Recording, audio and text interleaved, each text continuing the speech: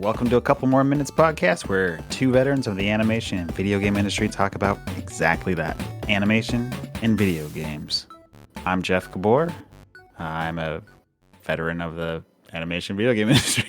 I guess, yeah. I'm in AAA games now, but was in film for 20 years, and alongside me is... Pete Piquette. I've been all over the place. On both sides of the spectrum. All right, so here we are.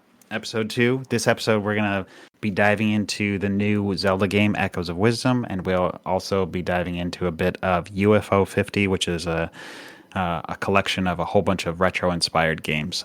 So we'll talk about that near the episode, but first, we got some games to play, some stuff to talk about. Let's get out of the way first. Stump Pete, right? That's right. So Stump Pete, we played an audio on the first episode, our last episode, and we had listeners see if they could guess it. And I'm happy to say that we have winners. Oh, so it's the beginning of the episode too. You can reach us and play along with us by emailing us at acouplemore minutes@gmail.com, or you can try to stay up to date with our Instagram posts, which same name. So we got winners. We got Jason Taylor, Jason Wellborn, Tuan Wynn, and we'll go ahead and say an honorable mention to Joshua James Shaw, who guessed Bust-A-Move 4. Not exactly right, but it's the right franchise. And maybe there is a hidden track that's the exact original track, but I couldn't find it. I couldn't dig it up. So it's funny, me and Josh, like there was a bunch of us back in when we were interning at LucasArts years ago. And we all rented an apartment, and I bought Bust-A-Move 4, and we played the shit out of that game. It was so much fun. Highly recommend it. Maybe I should say the answer. The answer was Bubble Bobble. I played Bubble Bobble 1 and Bubble Bobble 2. That's about it. I didn't play anything after that. I did play Bubble Bobble, the first one. Never played 2. In fact, it wasn't until I started collecting years later that I realized there was a 2. Dude, I really like it. Yeah? Yeah. I prefer it over the first one. I think that's one of those hidden gems where people don't talk about it. It's really fun. Play it with my kids all the time. Yeah. All right, and so now we got this week's Stump Pete. You guys are going to go against the exact same audio as Pete. He's going to shout out the answer. I know he knows it, and we will bleep his answer. If he doesn't know it, I'm going to go ahead and right away tell you that he doesn't know it. All right, so here we go. Let me load up this Stump Pete number 2. Here we go.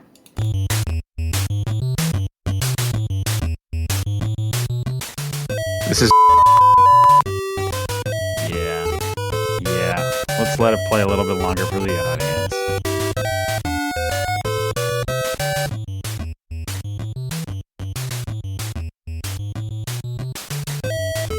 All right. Good job, Pete. That's 2 in a row. 2 in a row. That's some. I am gonna say that one took me a bit. Usually I could guess it right away. Yeah, you got it.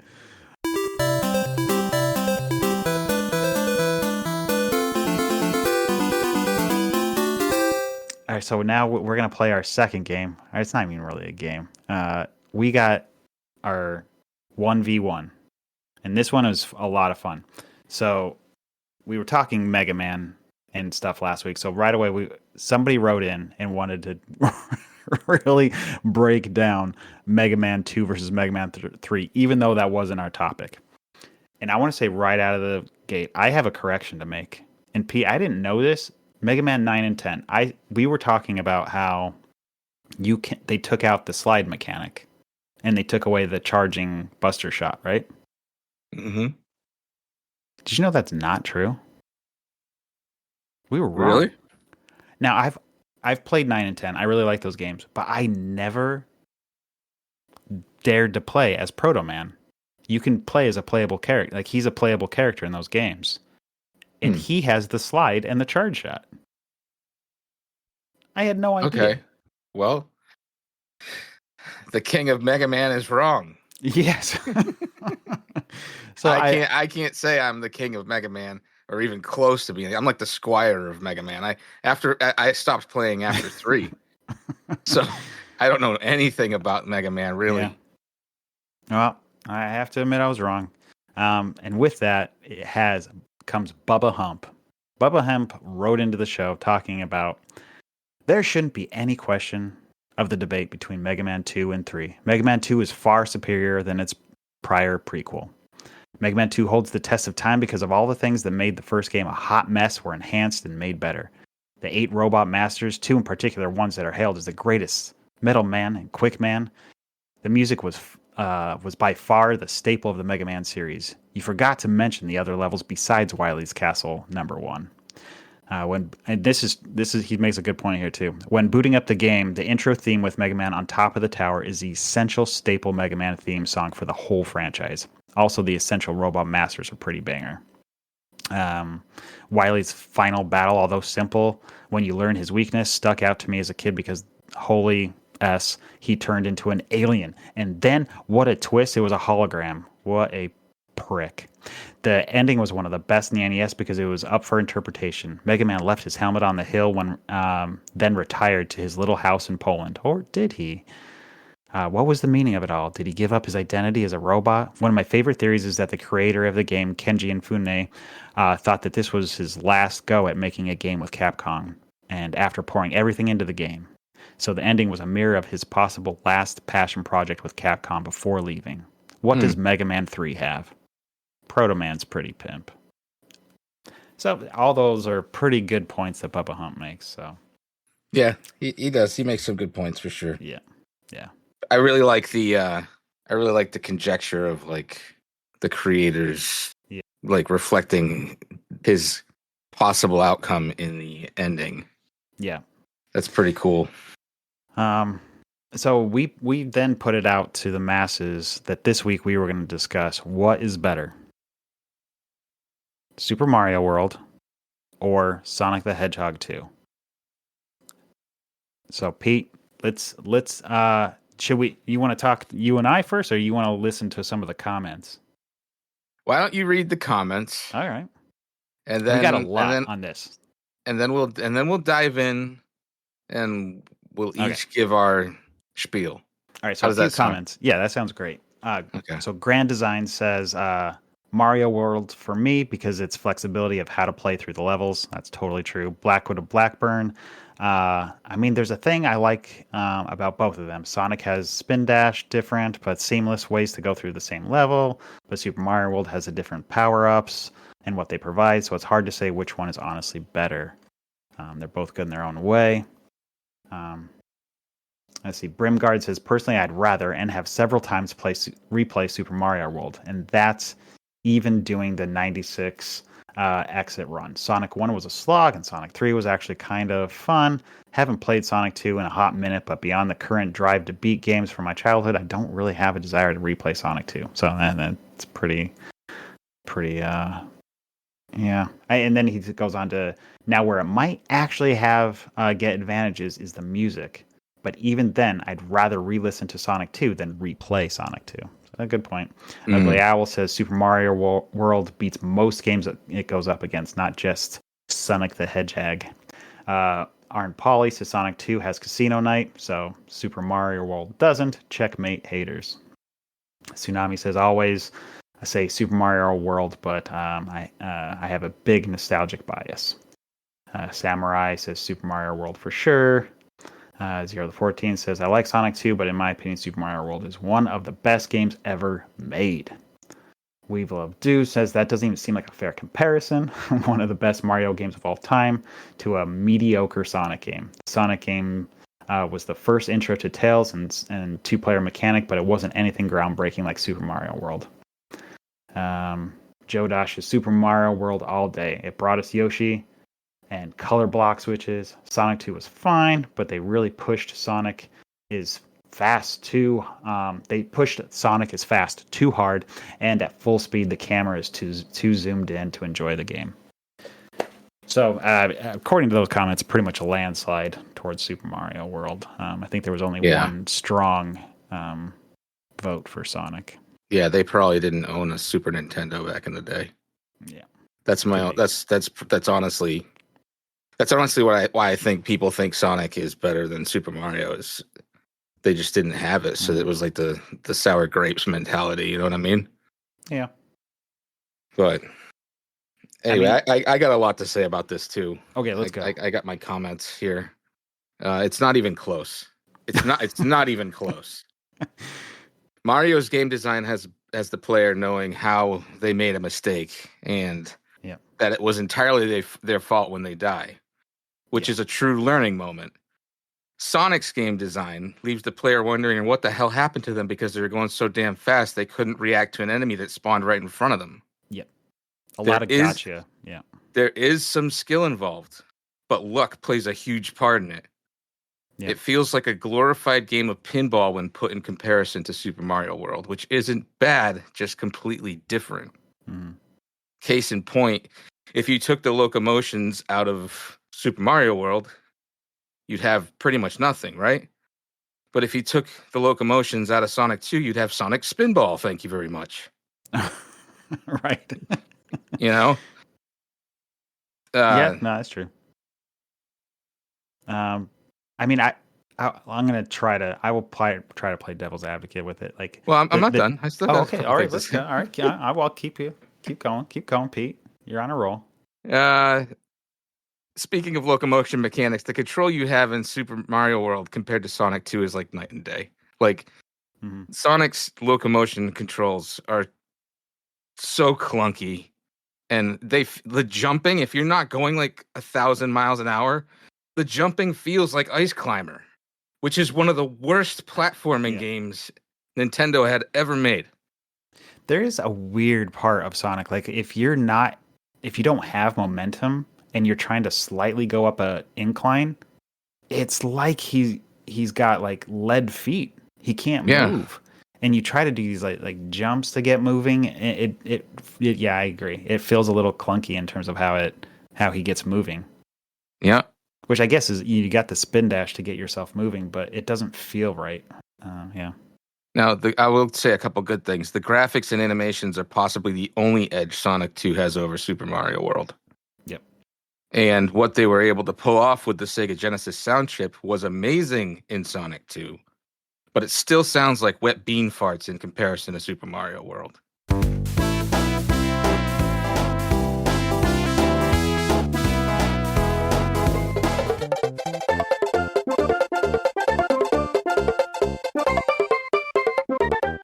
Really?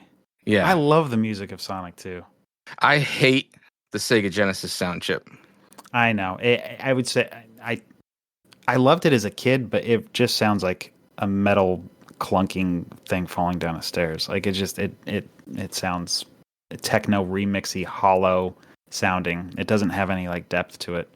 Yeah, I was gonna research it and find out more about the chip itself, the name, like some of the specs, but I've totally forgot, so I apologize. But I'll say that the Sonic team is one of the only studios that really knew how to get that thing to work excellent, right? Oh yeah, there's a few games that really stand out to me that really it can do it. Like Streets of Sonic, Rage. Streets of Rage, exactly. There's like Revenge of Shinobi, like sounds great. Ristar, like, and so it's possible, but yeah, it doesn't sound as good. Like have you heard that? And we were just talking about Mega Man, but they released Wily Wars, right? Which is the upgraded graphics version, redone version of Mega Man 1, 2, and 3 from the NES. So they had to redo all the audio. I cannot stand listening to it. I know it's hit and miss with people, but I really feel like, wow, that an 8-bit, much more limited chip system sounds way better than the Sega Genesis trying to do the same songs. I believe it. Yeah. I totally believe it. What's your list? Yeah, I mean, I feel like the win goes to Mario mainly because it's level design. Everything is so intentional.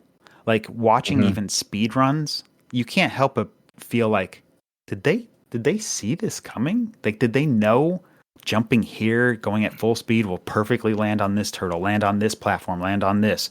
Like it feels way ahead of its time in terms of like thought and design all the way through. The flying mechanic, like how you get the cape, was so cool. I saw that in like Nintendo Power and was like, oh my god, he's got a cape, and it's so fun. Yoshi is amazing. I love that even the small little detail of every time you jump on Yoshi, you get that little like drum beat.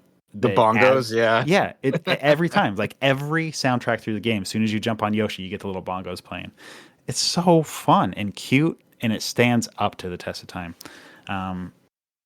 Like if I had one game to play for the rest of my life between those two, yeah, it's got to be Super Mario World, just because it's cute and fun. Above everything else, just it's fun, and it's also challenging. It's a lot more challenging than I remember it being, because I started playing it again and I was like, damn, either I'm getting old, which is the truth, or like, this is a lot harder than I remember. I'll be honest, like I don't think I've ever properly done the 96 exits, like getting the full game. I still, if you ask me right now, do the Lost Forest, I don't think I could figure out every exit. I know how to get through it to get out of it, but that's about it. I don't know. That is tough. I couldn't get past that part. Yeah, the Lost Forest stumped me as a kid because it relies on you finding like some deep secrets and stuff. But that does make the game interesting as well.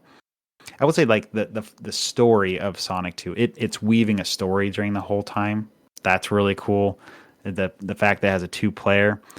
One thing that has a big negative to me is I still think about Sonic 3. And that they perfected Tails. I went and played Sonic earlier this year and I couldn't believe it.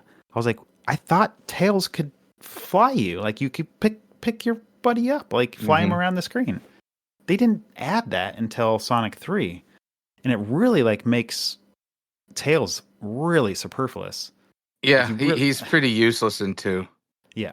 He doesn't do anything. He might have like killed an enemy once for me. Yeah. And I think he might have picked up a stray ring that I lost at one point.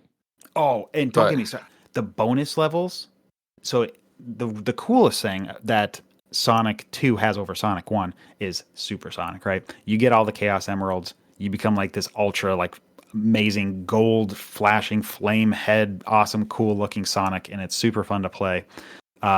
Unfortunately, the bonus levels, you go through this like 3D looking pipe, and Tails keeps getting in the way. Like he collects coins, right? So you have an AI version of Tails, and he's going around this pipe too. And you're supposed to be dodging these like little black balls that are coming and flying that you really have a hard time seeing as you're going around the corners. Well, the AI of Tails is collecting coins and sometimes gets the ones that you were trying to get. And then he is too stupid, the AI, and then he gets hit by these black balls, which makes you lose your rings. And he keeps costing me the Chaos Emerald. Because he's the one. The AI is losing the rings that... So I eventually have to turn... You have the option to turn Tails off. I feel like that's the only way to do it. Yeah. Mm-hmm. How do you do that? It's in one of the selection. It's like 1-player mode, or there's 1-player mode, 2-player mode with Tails, something like that. Oh, really? Yeah, I know for sure how to do it in 3 because you go to the like little like save menu and you can choose between you got Sonic or Tails, or just Knuckles. Yeah, I know there's a way because it's too infuriating to leave him on. Yeah, he's a pain. Yeah. So I guess this is a pretty open and shut case. Yeah. Well, like I said, it's not even close. Yeah, I think Weevil of Doom was right in his comment of saying, yeah, this is just like not even a fair comparison. So we got another proposal. All right. So listeners, I'd really like you to email the show. Tell us what you think. What's better, Double Dragon 2 or Contra? Ooh. I don't know if I can answer that. It's my first time hearing that one. I'm leaning one way right now just because of. Well, we'll get into it, but you know, it's not that cut and dry. Like it isn't. It really isn't. It's like 2-player mode, both. I don't know. I don't think you and I are going to agree on this one. You don't think so? Yeah, I don't know. All right, we'll save that for the next episode. Hopefully, we get some more really good write-ins about it. Yeah, thank you for writing in. Yeah, that was awesome. Yeah, it was nice actually. I was a little worried that we weren't going to get anybody to play along with us, but it makes the show a lot more lively and fun.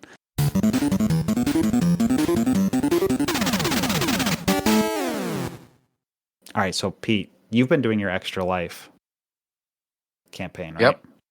And you always do something fun every year to like make sure you're staying current. You're like, doing posts every day, making sure people know to donate, and you always do some sort of fun interactive thing or just something that gets you posting all the time. And this year you were choosing like your top selection of retro video game music, right? And posting a soundtrack every day.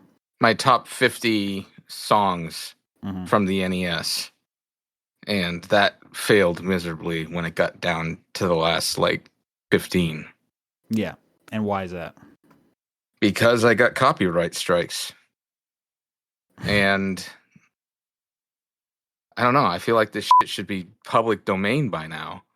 But yeah, I know public domain is 100 years, but I'm just making it. Right. And you're just posting a single song. You're not a DJ. You're not playing a radio station. You're also not trying to monetize it. Yeah. It seems crazy. If anything, I'm trying to do something good with it. Yeah, that's a good point too. But yeah, I feel like some of the robots out there just sort of like pick up that it's a song and it's like, this might be, some pop song, and it just like tags you no matter what it is. It seems crazy. The second one that got me was The Moon, by DuckTales. Oh. From DuckTales. Okay. Do you know why that one is? I can tell you why that gets copyrights. Well, probably because of Disney, right? Because they had that song in the show. That's right. So in the new DuckTales, they, as an homage to the original video game, the new DuckTales from I think this is now going on, it's probably longer than it feels. It's probably 6 or 7 years ago now. They had an episode where the mom of Huey, Dewey, and Louie sings their lullaby, and it's the tune of the Moon music from the NES game, and it was so cool. I got chills when she started singing it. Yep, it was so cool. But yeah, so now that's gets a copyright strike from everybody because of the TV show that's referencing the video game, and you're playing the video game music. Mm-hmm. God, it sucks. So that's definitely a one-off where that goes. I know now streamers that are getting copyright strikes all the time when they play Zelda 2. Really? I did a little research. I'm like, what is that? Why is that? Okay.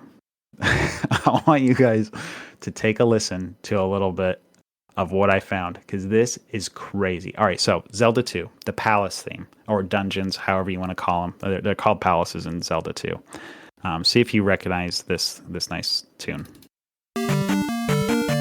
Mm-hmm. Okay. Now, Pete, get ready to get your mind blown. Okay? This is why people are getting copyright strikes. See if you can recognize the song. You're kidding me. You're fucking kidding me. So there is copyright trolls going around and recording their own versions of these retro songs, and then putting up copyright, like they own the song, and then for every video that was trying to monetize it, they then get the monetization for it, which is what happens when if you record and you put some SZA in your video that's getting monetized, you get slapped with a copyright strike, you get demonetized, and the monetization that would have come goes to actually the artist that has the copyright claim. So this guy named Mikael Bengtsson from Sweden made this really odd version of the Palace theme It's so hard to even say what the title is. Like it's Visca Vestal Dasamiadai, which It's a stand good basically. try. Yeah, I tried. In English, it says "We'll party and dance with you." My God. How the fuck is that even legal? I get it. Like people are streaming and everything like that. People are streaming it all the time without permission. Yep. And fine. But like, how could some schmuck from Sweden fucking say this is mine? It's like the equivalent of AI art. It's like I'm gonna type something in. Hey, the art that the program spits out is mine. It's bullshit. Oh man, you're gonna have that bleep button going like crazy to get the G rating on this. I know. It is infuriating though, because then what people have done is this isn't new. This one dude that's getting all the copyright strikes from Zelda 2. So you go to YouTube and you say this patent troll is like doesn't have the rights to this. I need to get the rights to my video to get the copyright strike taken off. YouTube does look into it. They remove often the copyright strike from your video. This is after weeks to months, but they do not correctly reassign or take away the copyright of that person. So now you upload a new playthrough. You got a PB on your latest speed run. Another copyright strike because they're not updating it. They're not taking the time to look at this dude who clearly does not own that. He does not own that. This is YouTube specifically? This is YouTube, yeah. Which sucks because we use YouTube. That's where we get most of our viewers or listeners, rather. It really does take a certain amount of seconds, I think, for the thing to recognize. So hopefully we can get away with just enough that you guys can tell. But wow, I could not believe it when I looked into that. I thought it was just like, oh, I guess it's Nintendo, right? It's just Nintendo. Like Nintendo's known to like. That's what I thought when you first told me. Yeah, and this is not new. Like there's tons of people doing this because it's free money. Like they do these like versions that are like, come on, that is like a horrible Casio piano. It just does not. What do I care? It sounds awful. But then what they do is that it's like a genius move if you really think about it. All these like retro gamers trying to monetize their money, you get the copyright version. You're hiding away in Europe or whatever, and then boom, you start getting a little trickle of dollar here, dollar there, dollar here, like crazy. That's unbelievable. Yeah. So because people like that, you can't post a little video to try to encourage people to donate to sick kids for children's hospitals. Awesome. Yep. May he live forever. Mikhail Bankson. Oh my God. All right. That's about all I have to say about the copyright strike stuff. I don't know if you have anything else to add. Not about that. It just really brings my piss to a boil. Yeah. That stinks. All right. So we'll play a little music, and when we come back, we're going to talk about Echoes of Wisdom and UFO 50. All right.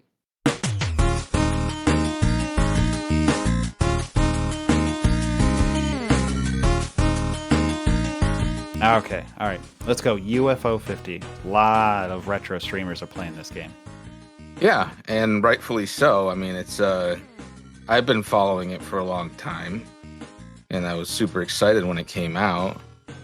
On its surface, it seemed awesome. There was like 50 retro games that were created, and I'll say that in quotations, throughout the years of 1982 to 1992. And depending upon when the game was fictionally released, it would have similar limitations in its gameplay to reflect the times. I didn't realize that. So they would actually pick like a year? Yep. That's kind of cool. That's how it was done. And then you can sort it based on like, you can tag your favorites and everything like that. Which was kind of a cool feature too. What they were going for, from my understanding, is they were going for the idea of emulating those old multi-carts like like the Action 52 Yeah. back on Or the what was NES, it? or 6-in-1 Caltron. yeah, the Something six like in that. one Yeah. Caltron, or there was another one too, but I can't remember the name of it right now. Yeah. But then I played it, and out of the 50 games, I played every single game Mm-hmm. for a little bit at least, just to like get an idea of how to play it. I played each one at least twice, I'd say. Um, I favorited less than half of them, Mm. and I based my favoriting on whether or not I felt they were worth revisiting. Right. Not whether you were really enjoying them, but just whether it is like this is like the other ones are like a hard pass. Don't play again. Right, right. And there's a reason for that. The games are nostalgic, but they're not at the same time. It's the best way I could put it. They Okay. are. It's. They definitely felt more indie than nostalgic to me. Mm-hmm. Meaning, and I'll get into. Here's a little write up I did. I'll Sure. read it here. Yeah. There are very few staples offered. For instance, character-based platforming, run and guns, shoot 'em ups, beat 'em ups, arcade games, etc. And a lot of what feels like experimental games, not only in gameplay but in control mapping as well. Both of which would have never existed back then. Mm. For instance, there shouldn't be a tower defense game in this library because it did not exist in 1980X. But somehow there is. And there's a game called Mooncat that gets very experimental in its control scheme, where you press any direction on the D-pad to move left, and to move right, you press any of the buttons. To jump, you hit both of them. Really awkward. Yeah. Really awkward. Yeah. And that would have never existed back then. Back then, it was like, hey, you know what? You have your cardinal directions, and you have a punch and a kick button. There you go. Have fun. Yeah. That was how it was. Yep. That was how it was. And then maybe when the Genesis came out, I was like, oh, here's a third button, and the Super Nintendo, here's a fourth button, because they're talking about going into 1992. Yeah. Yep. You know, but that's just an example of like a lot of the experimental crap that is in this. But is it like that they sold you this idea that it was going to really be like a whole collection of like this is Donkey Kong or this is whatever, and then it kind of like feels like false advertisement? It kind of does, because they said it felt like they said it would feel like a multi-cart, and what I failed to mention was they said it feels like you're going to your friend's house and finding an old stash of games, and you're playing an old stash of games. Yeah, right? Yeah. I see how that doesn't feel. It feels a little deceiving because like if that's really the catchphrase, the catch line, the theme, like this is their like golden compass, whatever is that? Whatever I'm trying to say. This is their cardinal direction that they want to go, and it somehow it deviates from that by having like a tower defense game or things that just don't feel genuine to the moment or the time. Then sort of that theme of saying this is a cart you found that just somehow you didn't realize. Then it doesn't feel quite accurate. Now, I will say that it does offer an awful lot of gameplay for the price, and it has great visuals and chip tunes. But it misses the mark for me because I was expecting more of a throwback than an experimental game jam with a retro theme. That is a good description, yeah. A game jam, a series of game jams, yeah. And how I felt after playing all of them and looking at my favorites list afterwards was that, remember watching Stranger Things and like you're like, wow, Stranger Things, that's like the first time you watch it, it's like, that's pretty cool. But there's something not right. Yeah. And the reason is it was created by somebody who understood the 80s but didn't live it. This has the same exact problem. You are echoing almost. We could go back to our old podcast just a few more minutes. I feel like that I said that exact thing. Is that? But it grew on me. But yeah, it did. I was like, wait, this is sort of. Well, I'm not going to repeat what you just said, but it's exactly right. It just feels like, oh, you weren't there. This is like a caricatured version of what like you get when you Google the 80s. And that's exactly how this feels. It's exactly how it feels. All right. Well, I'm gonna take you off course a little bit. What if they just didn't market the game like that? What if it was just simply these are a bunch of retro inspired games? That would have been way better. In my But then opinion, are those games fun? well, still only less than half of them are fun for me. Okay, yeah. I stand by that. Yeah. Most of the games I did not like. All right. Now I got another question. All right. Oh, we should have pointed this out. Pete didn't play Zelda. I didn't play UFO 50. So Yeah. that's why I get to ask much question. Action 52. Their whole thing was you get 52 games, so we're going to charge you $200. So it was like $3 a game or whatever it was. Mm-hmm. What does this game cost? UFO 50. It's in the 30 range, I think. It's $25 to $30 range for it. Okay. Well, at least it's pennies, right? It's pennies for each game. Yeah. I don't know if that makes you feel any better, but no, it's fine. It's certainly, at least it's not $200 that people got ripped off for Action 52. Yeah. And to be fair, there are some games on there I am gonna revisit, like on my favorites list. Do you have the names? Let's see. There's a game that I liked called Warp Tank, where you are a tank that is like constrained to a wall, but you can warp to a wall opposite of you, which is kind of cool. Blaster and you have to like, kind of, but it's puzzly. Okay. Yeah. The Mortal, which is an interesting game. It's more experimental than anything else, I'd say, on my list. There is Grimstone, which is a Western RPG, which I'm definitely revisiting. Oh, cool. Yeah. It feels a lot like as if you were playing like Ultima or Dragon Warrior as like I was gonna say, Clint Eastwood. It sounds like it could be Dragon Warrior. Yeah. Cool. And then there's Mini and Max, which is this really interesting like powers of 10 sort of thing where you're shrinking. You shrink down to like different sizes to collect different items within a room, all within one room. Interesting. Which was interesting, but it's like one of the only character platformers on the whole library. Those are the ones that I would recommend off the top of my head. Oh, Vanger, I think it's called Vanger. It's a Metroid clone, but it plays a lot like Metal Storm as well. Oh yeah. So that one's pretty cool. But this is my point exactly. Out of 50 games, this is the only Metroid clone. Yeah. You know what I mean? I mean, like, you kind of like want, it's like, oh, where's my Mega Man? Where's my Donkey Kong? Where's my Bubble Bobble? Where's my Mario? There is no Super Mario equivalent in this game. In this library. Yeah. You know? Mm-hmm. Anyway, put the Steam Deck away. All right. Do you recommend it? With caution. Like if you can go into it knowing these things, I think you're gonna have a fantastic time.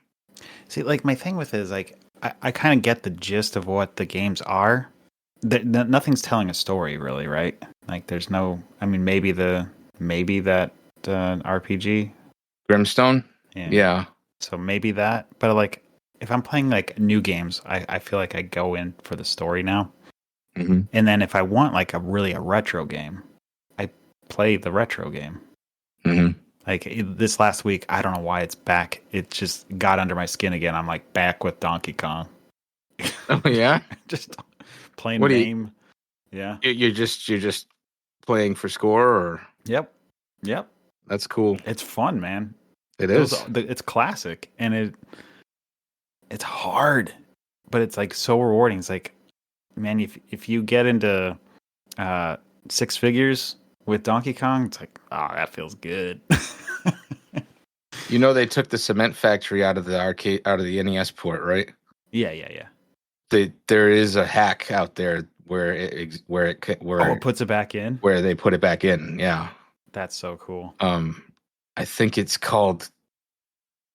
Well, it was released on the Wii initially, It was, I forget if it was called Donkey Kong Ultimate or something like that. Like, God, I had no idea I was going to be talking about this, but so I don't really know the name of it off the top of my head, but there does exist reproduction carts out there with that on it.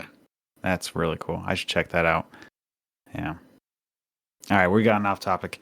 We'll get your score at the end. Let's talk Echoes of Wisdom.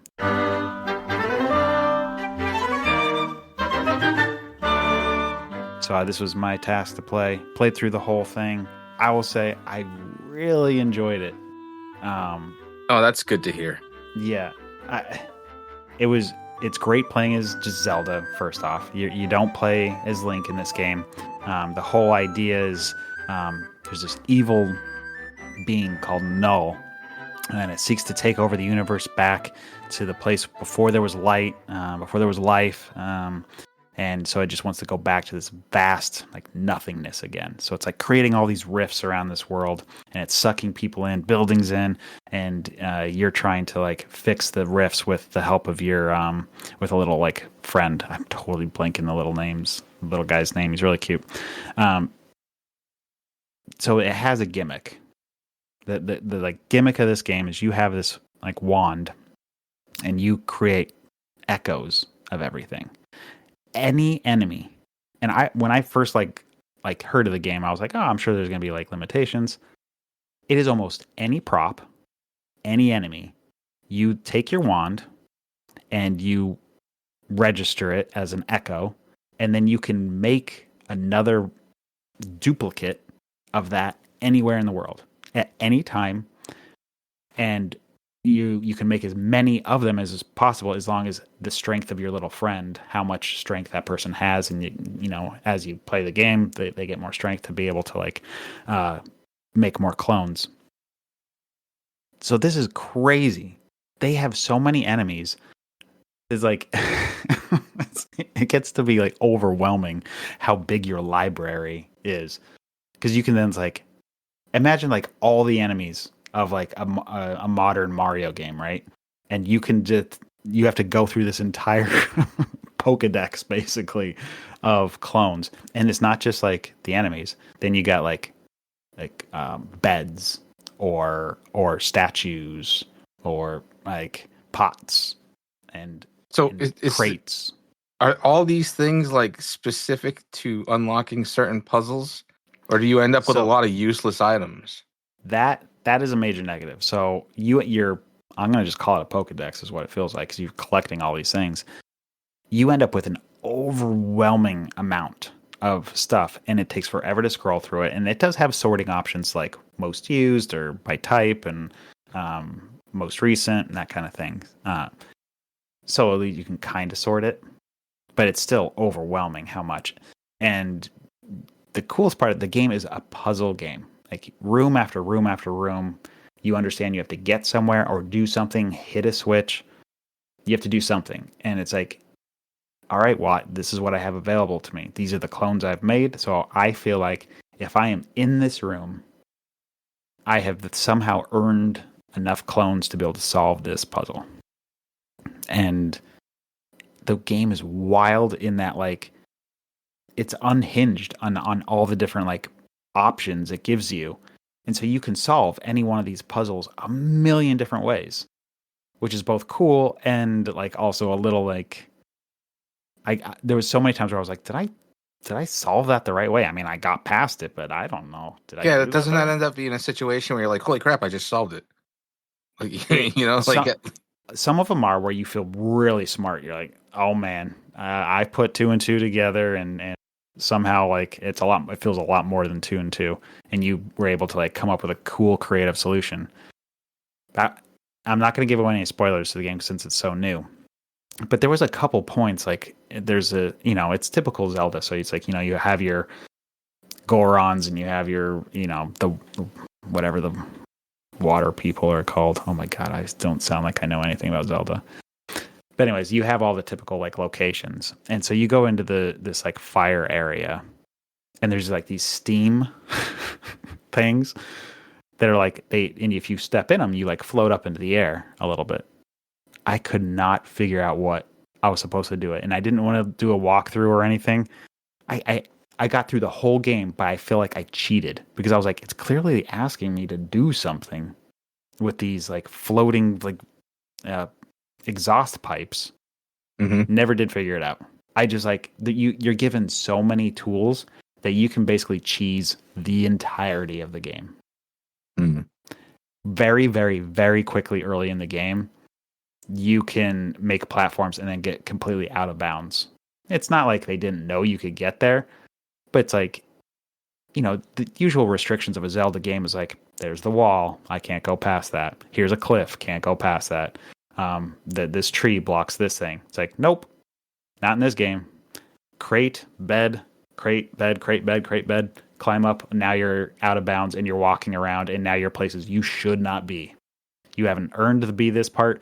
You're nowhere near where the typical linear storyline is going to take you. So it gets a little weird because you get out of order of what you're supposed to do, and the game does not actually allow you to. You went to a certain really far place, and you didn't trigger one character interaction that, allows you to get to another place. So it's funny that they made this game it's so possible to be not linear, but then they put the restriction to still be linear. So that's a major negative in terms of like, I feel like an oversight to the gameplay, because it's like, wait, you're clearly encouraging me to break your game, but then you don't allow me to do it. So that felt really weird. That's strange. It was weird. It's like, because they definitely play tested it. They knew people were going to do that. It's like, just with a little bit of creativity with how you can use all these crazy amount of echoes, and some of the echoes do stuff that's like a water block. So you can create, what would be originally in the game a 16 by 16 tile of water, and it goes vertically up. I should say this game's a top-down typical Zelda game. But top-down where you actually get the mechanic of jumping for the first time. Maybe there's another Zelda game that you can jump. I don't know it. But anyways, it's a top-down game you can jump. But then you get these objects that make you be able to jump higher and higher. Or the water object that I was explaining, you can make multiple of them. And every time you touch the same object, it puts another water block on top. So you start making a stack of water. Now you can go into the water and you can swim all the way to the top of your water block. It breaks the game. Now you're at the top. Then you can make a tile that's that once you send it in a direction, you jump on top and it just like, you just ride it like a carpet. It's crazy the stuff that they allow you to get away with. When you say breaks the game, do you mean like it? It just makes it unlinear, not unplayable, or like, oops, I'm literally out of bounds and can't get back in, and not break the game, but it just makes it like I am not where I'm supposed to be right now, or the game should have had, like, the game wanted me to go fight those enemies.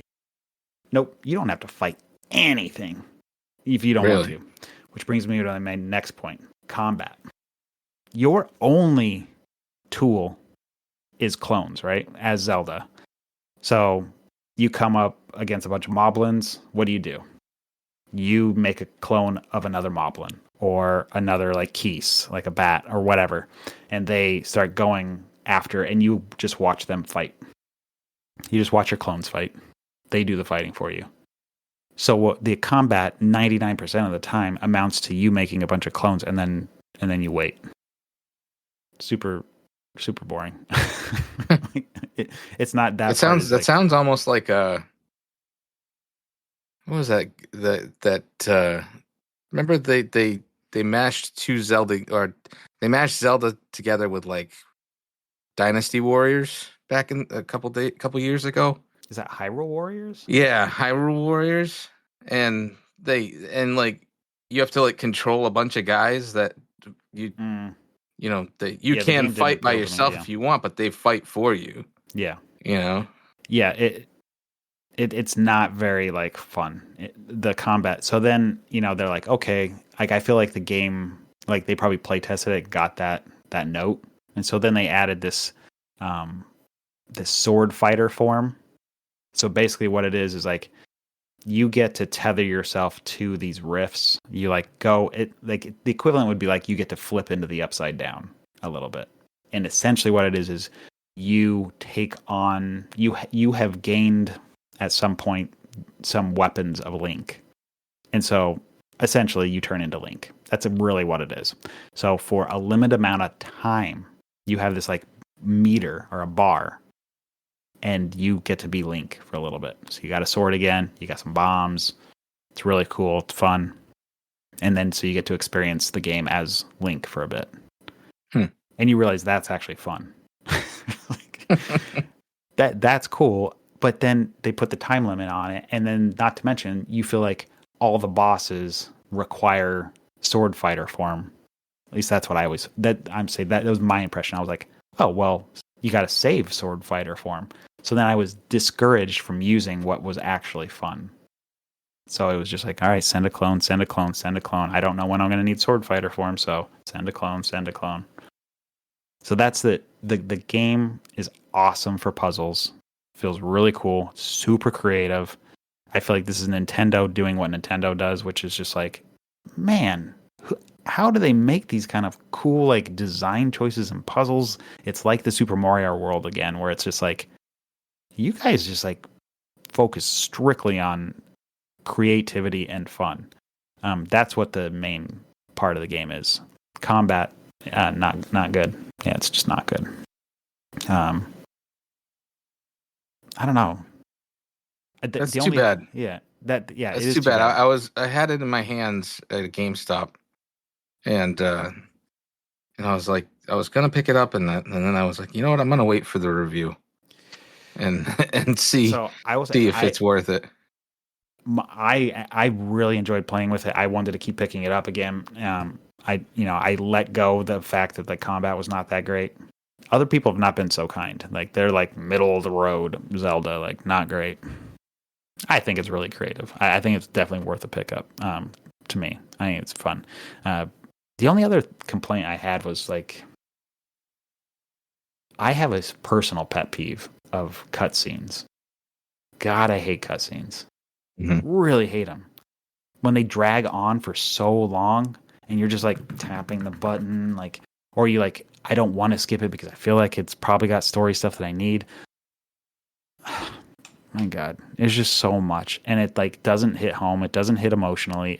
It's like more that's where Nintendo goes super soft with their like stories. They're always like, what is this? This is really a cartoon for like 4-year-olds. Yeah, the puzzles can't be solved by a 4-year-old. Ain't no way. So the gameplay is marketed to teenagers and up, but the story is like, who are you talking to? Like, yeah, I mean, like, I agree. I liked Nintendo better when they didn't have the options of cutscenes, because then it forced them to put the story in the gameplay. Yeah, that's my thing. So I still like having a story, and then so they made the odd choice. Like, you've played Breath of the Wild. I know your feelings on that. You didn't like it, but Link doesn't talk, right? Mm-hmm. Link doesn't talk. That's it. Your main character, your protagonist, he just doesn't talk. Zelda talks plenty in Breath of the Wild. She's got a whole voice, super annoying. At least in my opinion. Sounds weird.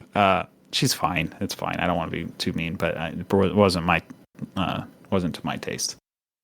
But then in this game, they chose, nope, she doesn't talk again. She's your main protagonist, so she doesn't talk. And so you spend all this crazy long cutscenes with the other people doing their like little like talking and type of stuff, or they at least have dialogue boxes and you're listening to them talk and have plenty to say. But anytime Zelda has to talk, she just like wiggles her hands. And you get the understanding that she conveyed a message. It's like, oh, I can imagine what she probably said there was something about how the riffs are blah, blah, blah, blah, blah. It's like, well, if you went that far with Zelda, why didn't you just do the whole game visually? Like, who needs the dialogue? Yeah. And 9 times out of 10, the characters are just re-saying what you just watched happen. It's like, okay, I don't know if you needed that. So that part sucks. I did not like the story cutscenes and stuff like that. That was really annoying. Mm. It's interesting that you bring that up because one of the games that I have been playing since yesterday, in fact, it's very new. It just came out. Was the Halloween Retro Realms Halloween 16-bit game Ooh, yeah. for all the systems, and it plays. There's a little bit of a ramp up, but once you get used to the platforming and everything, it is so much fun to play. And the biggest downfall that I would say right now is that if you get to a boss and you die, what do you want to do? No, they don't make you rewatch a cutscene, do they? They make you rewatch every cutscene, Oh, I hate that. which completely like, and they do this little like flash thing that like there's like Mike Myers's mask in the middle of the screen, and it comes closer and closer and closer, and then it like explodes or something, and then it shows like a close up of the boss. Mm-hmm. They make you sit through that too, and it I can't, like, in this day and age with so many people with ADHD, how the hell did that get through? I don't understand. I know. I genuinely don't understand why they were like, oh shit, I died. And unless whoever tested it was so good at the game that they beat the boss each time, like each boss consecutively, and never had that happen to them. I don't get it. I don't get it. I feel like it's some sort of coding thing. It's like you went so far with like setting up your scene and making sure the character is where they need to be, like the place where they need to be, like that somehow sometimes it gets away from you where it's like, I kind of need that cutscene to like be a technical wipe into the scene to make sure everything's reset to see the exact way I need it to. So I can't have it skip or something. I don't know. I know, but it should be like it should be at the forefront of it's your 2024. design. Yeah. It's 2024. We should have the option to, like, once you die, like Infernex does that. Oh, Once you die at a boss, you start right in the same room as him again. Yeah, and you don't have to rewatch the character's introduction. It already knows. You already watched that. You don't need to do that. We're going to jump straight into it. That's what I mean. Like, that's what I was hoping for, but, like, I would say the game is totally worth playing, but that is, like, a huge pet peeve of mine. Oh, my God. And just to, like, toot my own horn. So, I was working on the retro game Pete's Nightmare, like, inspired by Your Puppet and the old Treehouse stuff we used to do. And I had a boss fight, right, where you fight a giant cabbage. That was on the forefront of my design. I was like, there's a whole cutscene where you're talking to Nick about, the Treehouse Studios and should it be shut down or not. And then he delivers a line of dialogue saying, if you love those damn cabbage movies so much, then I'll give you your whatever, your dream come true, whatever he says. But, like, I wanted to make sure that cutscene was absolutely skipped when you died. Like, there was no way I was going to make you sit through that again. So was that a feature at that point? I mean, I went into it knowing I didn't want that to happen, so like that was part of the design. But yeah, I mean, it takes some effort for sure. Because it would be a lot easier to like have the character just respawn, and then they would end up hitting the same like triggers, right? They would hit the same like room trigger that says, go to this, play this cutscene, this rolls in, then this happens, and everything's a choreographed like thing. Well, now that you don't just simply reset the room to hit all the triggers, now you have to like say, okay, you've been here before, those triggers aren't there anymore, they're not going to recreate themselves, you're going to be here. Yeah, so it is a design choice. You have to think of it. Yeah. It's just unfortunate because it's like I've gotten to the point to where I'm like I think I'm on like the second boss in the fifth or sixth level, and I'm tired of having to like skip through the dialogue. You know what I mean? Like they at least give you the option to like skip the dialogue. You know what I mean? But you still have to sit there and spam the button to get through everything. Yep.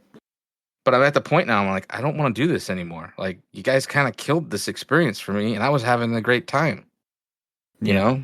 Well, if you would just beat everything on your first try, it wouldn't be a problem. I know, right? Jeez, what's wrong with me?